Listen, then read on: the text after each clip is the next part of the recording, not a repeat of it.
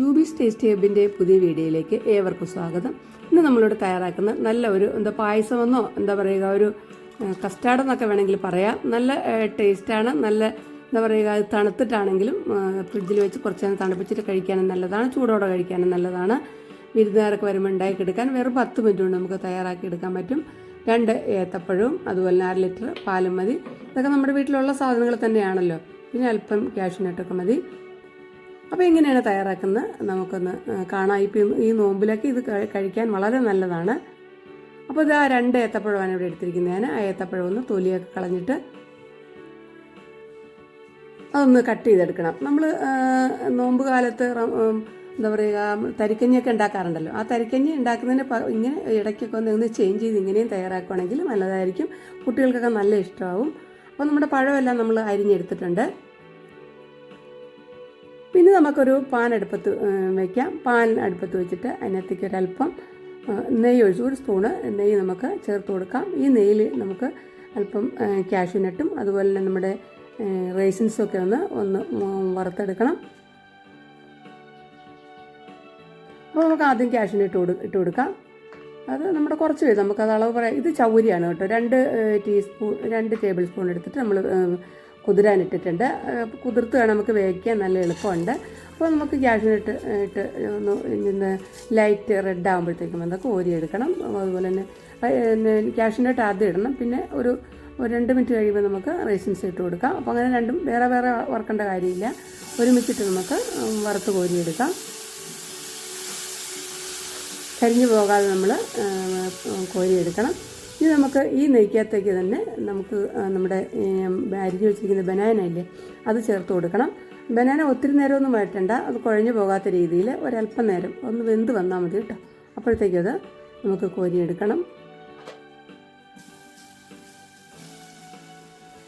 അപ്പോൾ നിങ്ങളിത് ഒന്ന് ചെയ്തിട്ടില്ലാത്തൊന്ന് ചെയ്ത് നോക്കിയിട്ട് നിങ്ങൾ അഭിപ്രായങ്ങൾ അറിയിക്കണേ.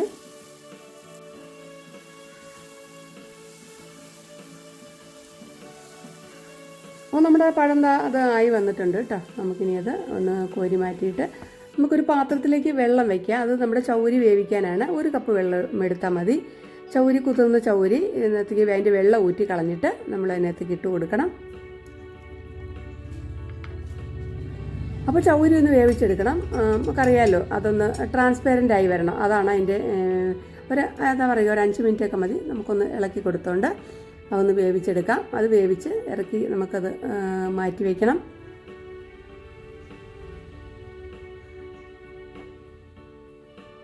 ഇതാ ട്രാൻസ്പെറൻ്റായി തുടങ്ങിയിട്ടുണ്ട്. തിളച്ച് പോകാതെ നമ്മൾ ഇളക്കി കൊടുക്കണം. ഇളക്കി മാറ്റി വയ്ക്കാം. ഇനി നമുക്ക് ഒരു പാനിലേക്ക് 1/2 ലിറ്റർ പാല് ഒഴിച്ചു കൊടുക്കാം. ഈ പാലൊന്ന് നമുക്ക് തിളപ്പിച്ചെടുക്കണം. അപ്പോൾ അതിനകത്തേക്ക് കുറച്ച് പഞ്ചസാര നമുക്ക് ഇവിടെ ഞാൻ 2 സ്പൂൺ പഞ്ചസാരയെ ചേർക്കുന്നുള്ളൂ. നിങ്ങൾക്ക് മധുരം കൂടുതൽ വേണമെങ്കിൽ കൂടുതൽ ചേർക്കാം. അപ്പോൾ ഇത് നമ്മുടെ ഓർഗാനിക് ഷുഗറാണ്. കരിമ്പിൽ നിന്ന് എടുത്ത ഷുഗർ, പിങ്ക് കളറാണ് അതിന്. ഇപ്പോൾ 2 സ്പൂൺ ആഡ് ചെയ്ത് കൊടുത്തിട്ടുണ്ട്.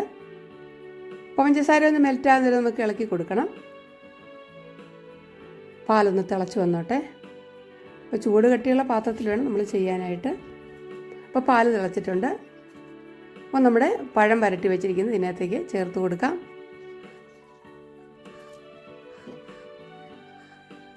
നമ്മുടെ പണി കഴിഞ്ഞിട്ട് വെറും 10 മിനിറ്റ് മതി തയ്യാറാക്കാനായിട്ട്. ഇനി നമുക്ക് നമ്മുടെ ചൗരി ഇതിനകത്തേക്ക് ഒഴിച്ചു കൊടുക്കാം. ഉണ്ടോ, നല്ല ട്രാൻസ്പെറൻ്റായി വന്നിട്ടുണ്ട് ചൗരി. ഇനി മതി, നമ്മുടെ പണി കഴിഞ്ഞു. ഒന്ന് തിളച്ച് കഴിഞ്ഞാൽ നമുക്ക് നമ്മുടെ നല്ല ടേസ്റ്റിയായ ഒരു പായസം എന്ന് വേണമെങ്കിൽ പറയാം.